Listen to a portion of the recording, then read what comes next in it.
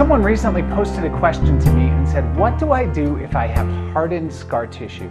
Now, hardened scar tissue can come from a lot of different reasons. You could have a surgery on your knee, for example, and the sutures might not happen quite correctly. So you might not have a tight suture on that scar.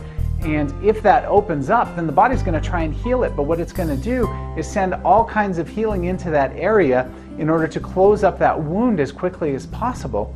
And a lot of times what can happen is you can end up with these thick bands of scar tissue that are very difficult to work with.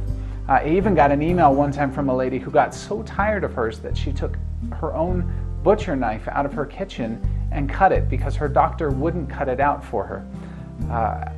Some of these stories are just really hard to listen to sometimes because my heart goes out to people who have felt like they've had no other options.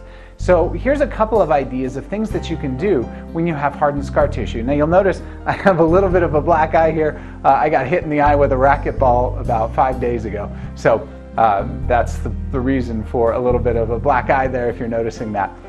In any case, hardened scar tissue, what you can do, there's a few different methods that we recommend for dealing with hardened scar tissue. I'm going to go through a couple of them today so that you can kind of get an idea of it. So when you get a really hard band of scar tissue, it's like this bulb basically that builds up on top of the skin, and or just to connect one side of skin to another. And what you can do, unless you're working with keloids, which is a whole other issue, but if you've got a hardened scar that came from some kind of cut or some kind of injury, then what you can do is to work across that scarring. So let's say, for example, on my finger here, if I've got this pinched up and this was actually the scar, what you would want to do is take something like a twist tie or a pair of tweezers, something that's got a point on it. But you're not going to use the point to like jab at it. You want to make sure that you're being careful and taking care of yourself. But what you want to do is take and actually, so if this is the scar here on the middle of my finger, let's say you could just take this and work across it like this. Now you'll see, I'm going to switch the camera here. You'll see on my finger here that I actually have a pretty hard scar on my finger. And this scarring came from a surgery that I had to connect a tendon. The tendon had come from here, had split here and come down to here. So they took and reattached the tendon up to here. The way I've gotten feeling back, because I have like 100% feeling in this tissue.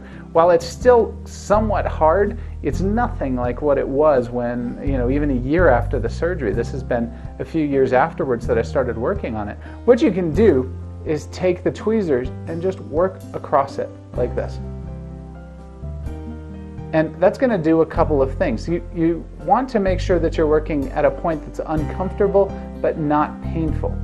So if you've got the tweezers and you're working across it, you just work across the scar like this. You could also use like a twist tie and just work across the scar. As you're working across the scar, what you're doing is causing micro tears along the scar, but you're also encouraging the blood vessels to work their way back through this scar tissue and encouraging the nerves to redevelop into the scarring. You can go the other way too, working across the scar this way. And you want to work with something that's pretty firm, which is why I like a pair of tweezers, because the edges are still kind of rounded. And what you'll do over time is you'll actually get the scarring to break down and become more pliable, and you'll actually encourage blood vessels to grow back into the tissue that's there so that this can return to normal tissue.